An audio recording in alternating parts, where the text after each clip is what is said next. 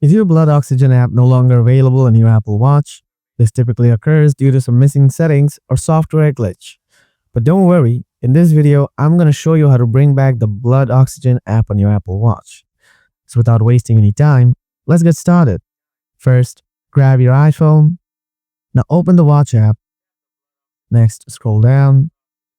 After that, tap the blood oxygen app. Now simply enable blood oxygen measurements. After that, you'll see your blood oxygen level on your Apple Watch. But if you couldn't enable this feature or seeing grayed out on your iPhone, then this typically occurs due to legal restrictions affecting certain models sold in the US.